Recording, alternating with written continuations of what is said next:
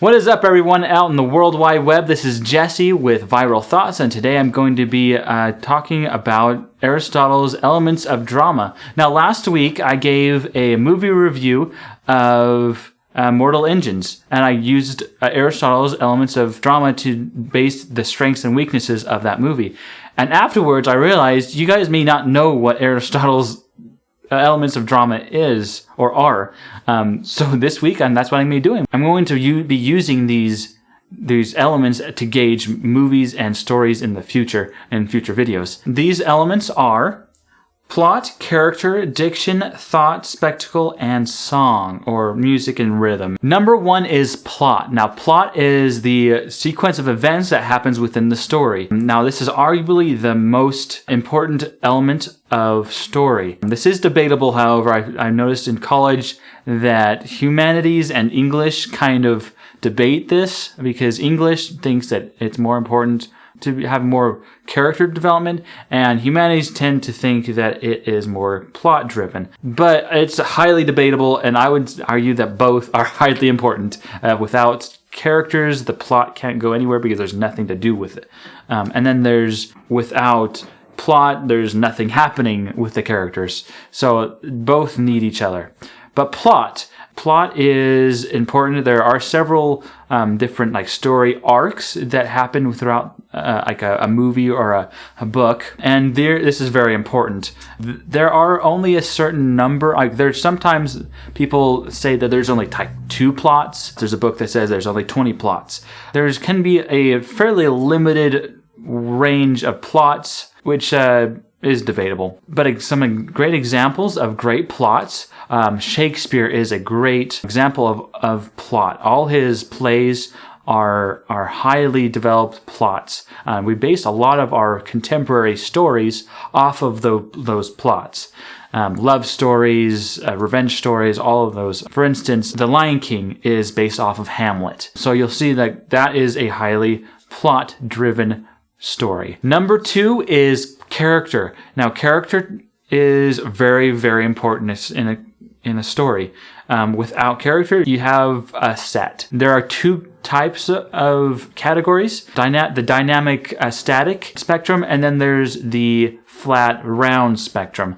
There's flat characters tend to be one-dimensional. They are stereotypes. They don't have a whole lot of depth to them. They don't have backstories. The round characters have significant backstories. They have multiple aspects to them. Some examples of this would be a flat character would be like Bugs Bunny. He has no backstory. He doesn't have a whole lot of things going on in his life necessarily. And then a round character would be Severus Snape in the Harry Potter series. He has a backstory that is significant and he has multiple aspects. He's actually a fairly complex character. The second spectrum is the dynamic static spectrum. So how much does the character change over the course of the story? Again, Bugs Bunny doesn't change much over the series that you watch him. He's just, he's a cartoon character. You'll watch him for the laughs. A dynamic character would be Zuko in the Avatar: Last Airbender. He is a highly dynamic character that changes. He moves. His values change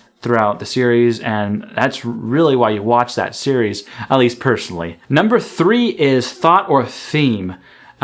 This is the moral of the story. Typically, it is something very simple. Some examples of this would include Aesop's fables, would include allegories. Another example would be in The Incredibles, where the theme is family conquers all, or family is stronger when they're together. So that kind of theme you'll see in the background of stories and throughout your movies that you watch. Number 4 is diction or dialogue. Dialogue or diction is the words that are said. You can often gauge how memorable or how good the diction is by how memorable it is, if it follows the cliches or not. For instance, St. Crispin's Day speech from Shakespeare is a very, very solid diction. It's very memorable. You remember that. So another example of this would be in Lord of the Rings with Aragorn. He's giving his speech to the men. It's better if you watch it yourself, but how he gives his speech before the last fight. And those kind of speeches, you quote it. For instance, there are some movies that you quote more than you watch. For me, this would be Nacho Libre or Napoleon Dynamite. You quote them a lot, but how often do you actually watch them? Less so. Number 5 is music and rhythm. When you're adapting this to book, it's a little bit different, but I'm mostly focusing on movies and visual presentations. Some memorable examples of music and rhythm would be any kind of musical has this. The Greatest Showman has like great, like very memorable music. Titanic really focuses on music as well. Pirates of the Caribbean, anything that John Williams does is going to be like memorable. Star Wars, when it was still in the production phase, actually was they said it was like a movie, but then they added the music, and that's what really made it to be something that caught people's attention. Last but not least is spectacle. Now, spectacle is actually probably the least important out of all of these as far as a storytelling point of view. You don't need spectacle to present a compelling story. However, spectacle it includes interesting settings, includes magic system, it includes graphics, it includes surprise and dramatics. Some examples of these would include Mortal Engines, Marvel movies.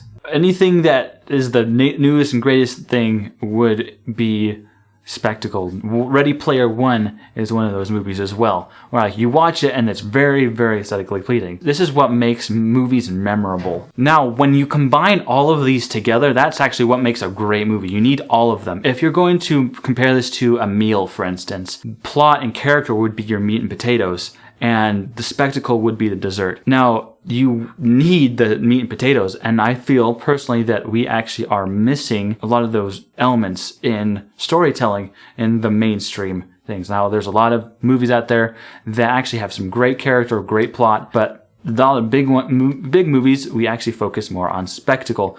We love our dessert, our eye candy. Look for those movies and look for those stories that tell a compelling story with character development, with plots that are complex, that compel you, that move you, rather than just entertain you. Because ultimately, if all our movies are centered around spectacle, we're not going to go back and watch those movies in 5 years.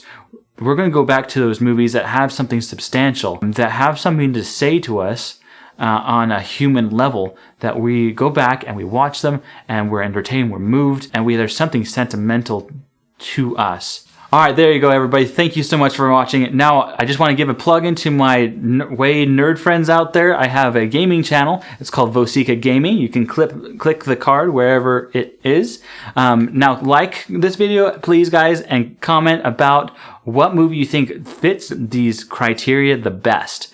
And share this video with your friends so you can all be more entertained and more enlightened about movies. And subscribe, and we'll see you next week.